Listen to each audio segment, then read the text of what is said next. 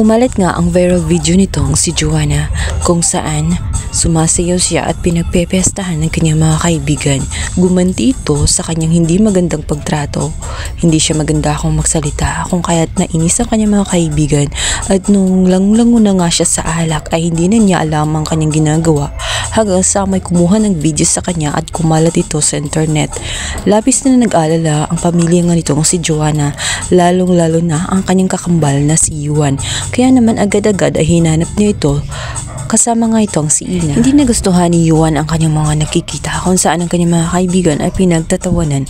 Sinabi nito na nasatisfied ba sila sa kanilang ginawa kung saan pinahiya ang kanyang kapatid. Kahit ganoon ang pinagdaanan nitong si Joanna ay dapat hindi pa rin nila ginawa ang bagay na iyon. Lalong mapapahamak itong si Joanna hanggang sa nalaman nila na hindi nga umuwi itong si Joanna.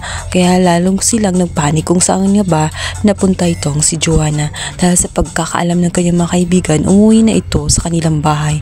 Ngunit wala siya doon. Ilang banda, nagbunga nga ang katigasan ng ulo nitong si Joanna sa pag-aakala niya na kaibigan ang tumulong sa kanya ngunit hindi. Pinagsasamantalahan pala siya at nabiktima siya ngayon ng human trafficking.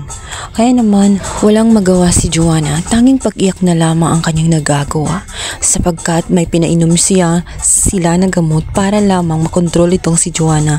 Gustuhin man niyang tumakbo ay hindi niya kayang galaw ang kanyang katawan dahil sa nanghihina siya at hindi niya maihakbang ang kanyang mga pa. Magugulat na lamang siya sapagkat dadalhan nga siya ng isang kliyent. Hindi na alam ni Joanna kung anong gagawin niya. Tumakbo man siya ngunit sarado ang pintuan. Pahamak ng tuluyan itong si Joanna dahil na rin sa kanyang mga maling gawain.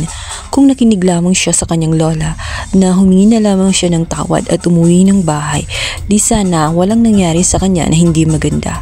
Hindi sana siya nagpakainom ng sobra nang sa ganon hindi siya paglaruan ng mga kaibigan na wala namang tunay na malasakit sa kanya. Sa kabilang banda, nakalabas na nga itong si Tony, ang ama nga nitong si Ina. Agad-agad ay hinanap niya ang lumang bahay nitong si Ina.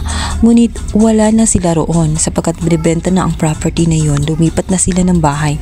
Ang hindi alam ni Tony ay nasa bahay na nga itong si Ina kina Lola Arya kung saan siya ang naging bagong pamilya nila Ina at Nuno. Ngayon ay gustong maka-reach out nitong si Tony kaya naman gumawa siya ng paraan. Nag-email siya at hinanap niya ang Facebook ni Ina. Nag-iwan siya ng mensahe baka sakali mabuksan ni Ina at matuntun ni Ina ang kinalalagyan sapagkat kailangan malaman ni Ina na buhay pa ang kanyang ama at hindi ito nasunog. Kagaya ng kanilang inaakala ni Nuno na palagi nila itong dinadala sa sementeryo ngunit hindi pala ganoon ang nangyari.